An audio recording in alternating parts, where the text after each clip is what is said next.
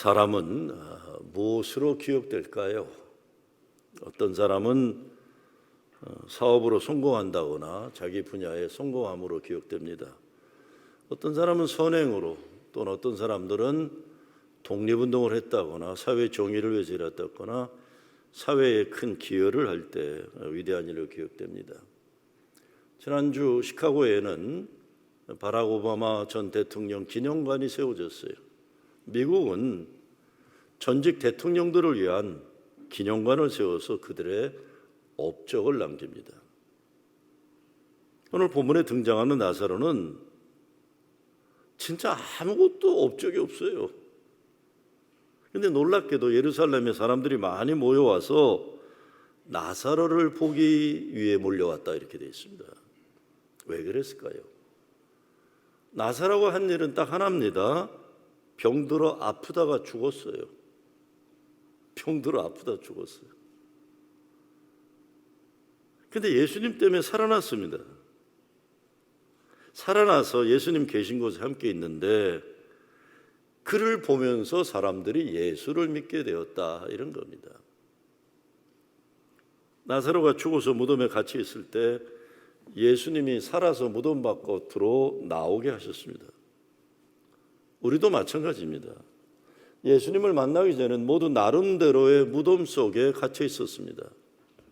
그런데 주님께서 우리를 무덤에서 나오게 하셨어요. 오늘 말씀을 통해 하나님은 우리에게 이렇게 질문하십니다. 너는 정말 살아난 사람답게 살고 있느냐? 사람들이 너를 보며 예수를 볼 수 있겠느냐? 이런 질문입니다. 요한복음 11장에 보면 무덤에서 나사로가 살아 나오는 사건이 나오는데 나사로가 갇힌 무덤 앞에 큰 돌이 있었어요. 그래서 예수님이 명령하시죠. 밖에 있는 사람들에게 저 돌을 옮겨 놓아라 그래요. 그 다음에는 나사로에게 나와라 그래요. 그리고 마지막으로는 풀어놓아 다니게 하라 세 가지 명령을 하십니다. 사람들은 모두 나사로의 죽음을 당연하게 여겼습니다. 그래서 무덤 속에 집어넣었어요. 우리도 우리 주변에도 무덤에 가 있어야 된다고 취급당하는 사람들이 있습니다. 자기 자신이 그렇게 여길 수도 있어요. 아예 나는 무덤에 있어야지. 아니면 다른 사람들이 그 사람을 거기다 버려두고 묻혀 있는 걸 당연하게 여기는 사람들도 있을 겁니다. 근데 예수님은 제자들에게 이렇게 말씀하셨어요. 우리 친구 나사로가 자고 있다. 깨우러 가자. 그렇게 하셨어요. 다른 사람들은 모두 그 사람을 이제 무덤에 묻고 큰 돌로 나오지 못하라고 가둬놓고 냄새난다고 생각하는데 예수님은 내 친구가 깨어나야 된다. 이렇게 살리러 가자. 이렇게 말씀합니다. 더 들여다보면 나사로는 온몸이 꽁꽁 묶여있는 사람이에요. 영어로 보면 take off his clothes 이렇게 돼 있어요. 꽁꽁 묶고 있는 거를 풀어줘라. 무덤 밖에 나와 있지만 아직도 꽁꽁 묶여서 대굴대굴 굴러다니면서 자기도 괴롭고 교회에서도 다른 사람도 힘들게 하는 거예요. 이렇게 설명한 영어 해석도 있어요. All dressed up, but bleeding inside is. 옷은 멀쩡하게 잘 입고 있지만 속에는 피가 흘러나오고 있는 사람이다. 피를 흘리고 있는 사람이다. 네, 무덤에서 나오는 거 참 오랜 시간 걸립니다. 아무리 바깥에 돌이 무너졌다 해도 못 나와요. 사람이 겁이 나서. 그리고 밖에 있는 사람도 나오지 말라고 자꾸 사인을 줄 수도 있어요. 너 거기 있어. 네가 뭘 나와. 그럴 수도 있어요. 또 그 사람이 나왔다고 해도 꽁꽁 묶여있는 것들 하나씩 풀어가는데 수많은 눈물과 기도와 사랑이 요구되기도 합니다. 아직도 무덤 속 냄새와 그 몸에 배어 있어요. 그래서 또 무엇인지 묶여서 사람 끝을 못하는 것이기 때문에 참 많이 서로 인내하고 노력하지 않으면 서로 힘들 수밖에 없습니다. 집안에 이런 사람 하나 있으면 집안 힘들어요. 근데 사람들은 예수님만 보러 온 것이 아니라 나사로도 보려고 왔다, 이렇게 되어 있습니다. 예수 믿고 변화된 삶이 가장 강력한 복음의 증거입니다. 술과 마약에 묶였던 사람이 자유함을 얻어요. 모든 것을 좌절하며 정죄하던 사람이 사랑하게 돼요. 인생 좌절과 절망 가운데 살던 사람이 소망을 가지고 살게 됩니다. 그 자체가 예수 그리스도 증거하는 능력이 될 수 있는 겁니다. 나사로 이야기는 죽은 사람이 살아나는 이야기지만 우리 인생에서 보면 살아있지만 죽은 것처럼 사는 사람들이 깨어나는 것입니다. 예수님은 나사로에게 나오라고 말씀하셨어요. 근데 나사로가 살아난 뒤에도 손발이 천으로 묶여 있고 다른 사람들이 그를 풀어줘야 했다. 그러니까 예수 믿고 구원받는 것과 복음으로 자유를 사는 것은 또 다른 차원의 문제입니다. 예수 믿고 구원받아서 우리가 천당 간다 하지만 예수가 그리스도심을 믿고 구원받아 죽어 천국 영생 누리는 것도 축복이지만 진짜 축복은 지금 살아서 복음으로 자유하고 행복하고 축복 누리다가 죽어서 천국 영생을 사는 거예요. 예수 믿어 무덤을 나왔는데 아직도 우리를 무덤에 사는 것처럼 가두는 것은 뭘까요? 나를 과거 속에 묶어놓는 그것이 가장 큰 무덤입니다. 나는 상처받은 사람이다. 나는 실패한 사람이다. 나는 버림받은 사람이다. 이런 정체성이 굳어지면 현재를 행복하게 살지 못하게 돼요. 또 어떤 사람들 있잖아요. 옛날이 좋았어라는 사람들이 있죠. 그거 한 번 하고 말아야지 두고두고 그 말 많이 하면 그 불행한 사람이에요. 오늘을 살아보지 못하는 거예요. 옛날이 좋았어. 아니, 옛날 안 좋은 사람이 어디 있습니까? 제가 7학년이 되니까 참 30대 40대 요즘 60대 목사들만 보도 야, 너 참 좋은 때다 그래. 내가 너 참 좋은 때다. 네? 그런데 가만히 생각해보면 지금이 제일 좋은 때입니다. 지금이 제일 좋은 때예요. 지금이 제일 좋아요. 우리 교인들 연세 드신 분들 많잖아요. 얼마 전에도 90 넘은 분이 뭐라고 그래서 제가 웃었어요. 권사님, 올해 장수 축복 누리셨으니까 아픈 거예요. 아유, 목사님은 아프대는데. 아유, 아픈 건 참 안 됐죠. 그렇지만 저희 아버지처럼 그냥 47에 가셔봐야 그날로 아프다는 소리 한마디 안 하고 돌아가시더라고요. 네? 아침에 쓰러지셔서 오후에 가시더라고요. 올해 갖고 50주년이잖아요. 그래서 연세 많으신 분은 지금이 제일 행복한 거예요. 자꾸 옛날 얘기하면 사람들이 더 이상 상대하고 싶어. 아유, 그만 얘기하세요. 이렇게 되는 거예요. 난 지금이 가장 행복하다 그러면 자녀들도 야, 엄마 왜 행복해? 자꾸 보고 싶은 거예요. 아버지, 오늘은 뭐가 제일 행복하세요? 참 자식들도 손주들 보기도 아름다운 건데 옛날이 좋았다 이러면 꼴도 보기 싫어요. 에? 그러지 마세요. 그러지 마세요. 난 오늘이 가장 행복하다. 사람은 누구에게나 과거에 죽은 것들의 창고가 있어요. 저도 있어요. 과거에 죽은 것들이란 건 뭐 꼭 육체적 죽음만이 아니라 남에게 말하지 못하는 나만의 부끄러움이 다 있어요. 나의 실패, 나의 죄, 그 질질질 끌고 다니는 거예요. 자유하려면 과거에 살지 말아야 됩니다. 지금이 가장 내게는 행복한 시간이다. 때로 무덤은 안전합니다. 그냥 그런 줄 알고 살면 될 수도 있어요. 하지만 살아있는 사람은 위험을 무릅쓰고 살아야 돼요. 사랑하다가 상처받을 수 있어도 사랑해야 돼요. 도전하다가 실패할 수 있어도 도전해야 됩니다. 근데 이것이 두려워서 점점 자기만의 무덤 안에 들어가 과거 이야기만 하다가 안전하게 여기다 그 안에 숨겨버려요. 나사로를 향한 예수님의 외침은 오늘 우리에게 이렇게 말씀합니다. 죽은 과거를 버리고 지금 여기에서 살아라. 두려움에서 나오라. 세상이 함부로 판단하는 너가 아닌 너에게서 나오라. 집착된 부정적인 생각의 감옥에서 나와라. 깨어 살아라. 졸지 말고. 그리고 중요한 것은 무덤의 문은 밖에서만 열리는 게 아니라 안에서 내가 스스로 걸어 나와야 됩니다.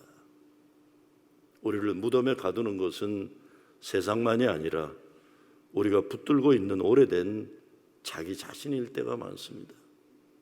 11절 말씀 보면 나사로 때문에 많은 유대인이 가서 예수를 믿음이러라.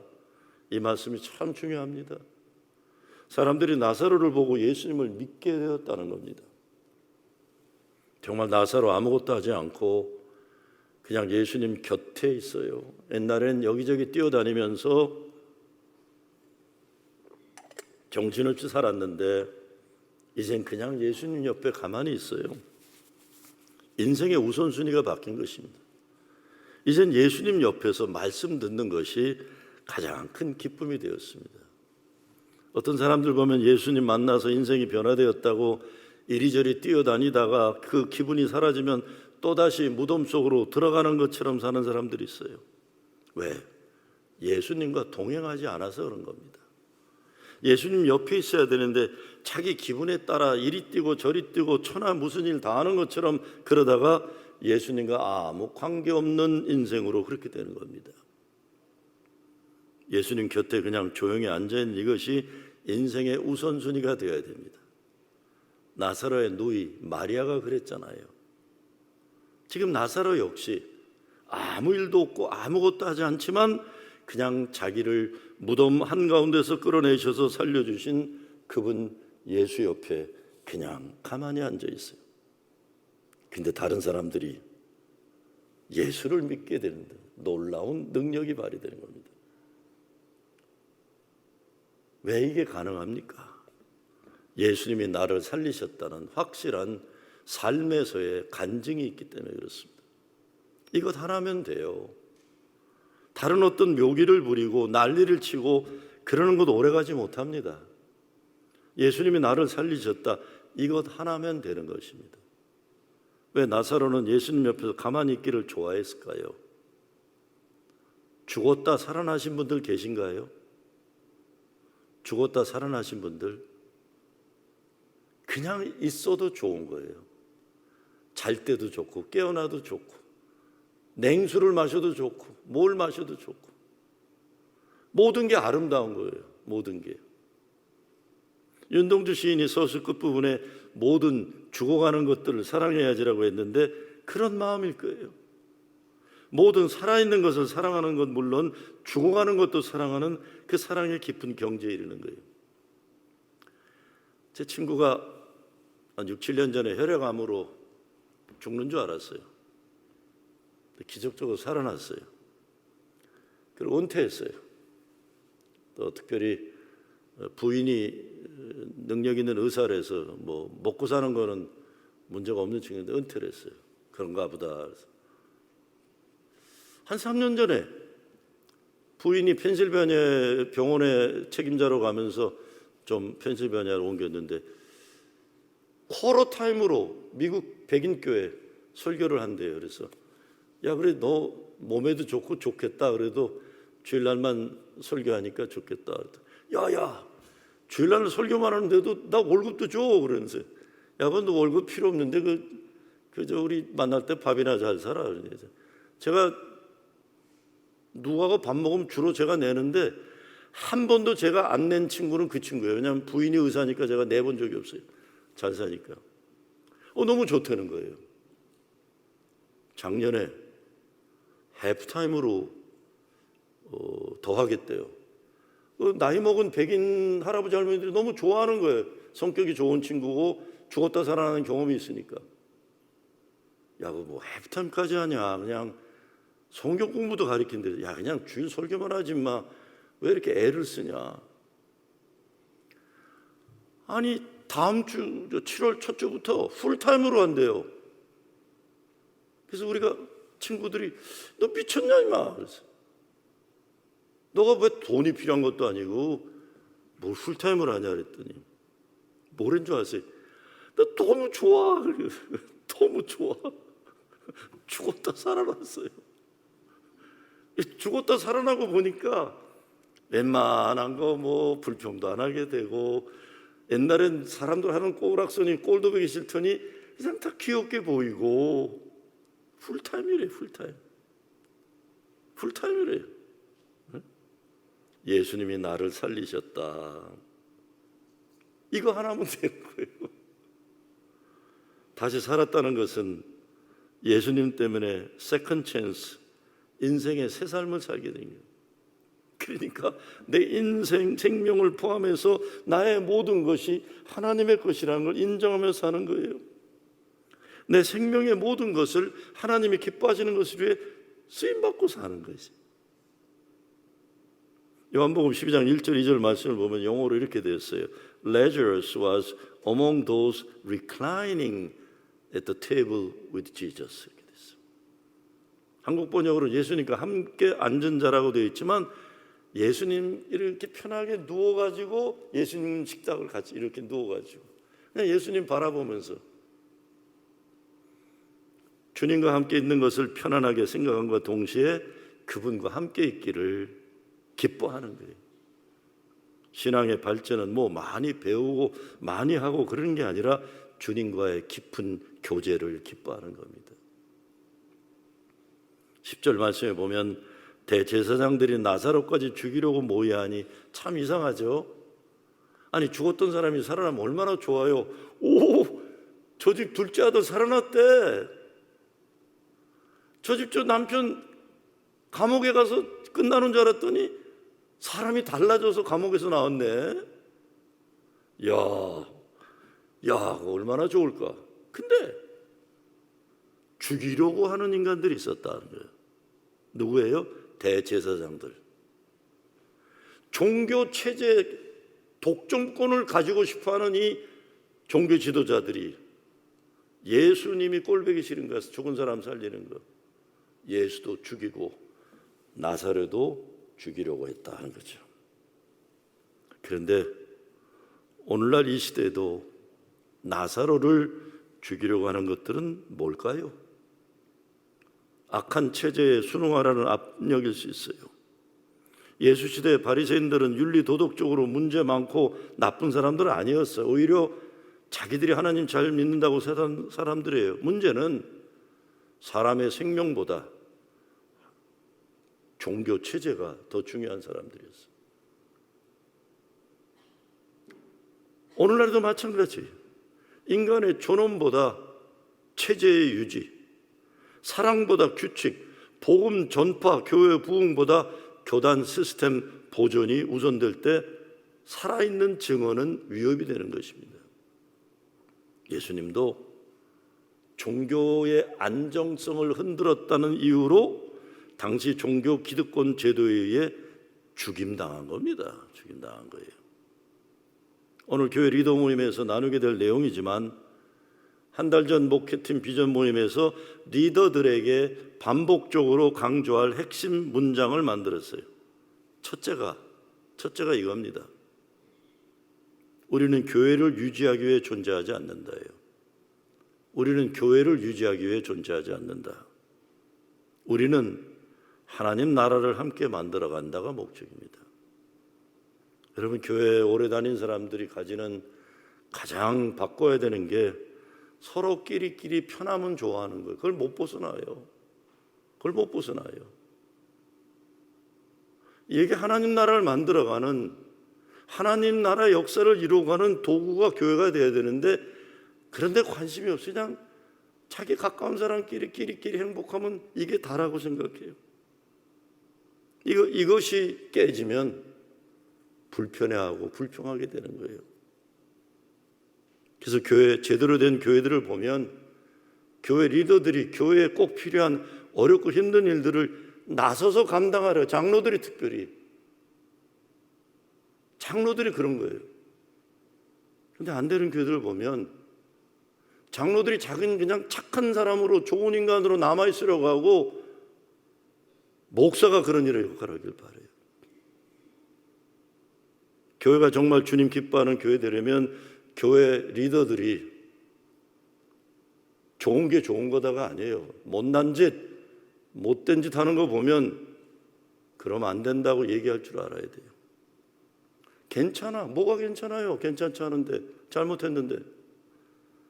잘못했으면 반성을 하고 회개를 하고 근신을 해가지고 사람이 달라져야 그 사람 하나님이 새롭게 쓰시는 거예요. 괜찮아. 뭐가 괜찮아? 자기들끼리 괜찮다 그러는 거예요. 아니 장로들끼리 서로 괜찮다 그러면 어떻게 주님이 안 괜찮으신데? 그리고 착한 사람, 좋은 사람 행세하는 거죠. 이게 나쁜 사람들이에요. 비겁한 사람들이에요. 교회 리더들은 그러면 안 됩니다.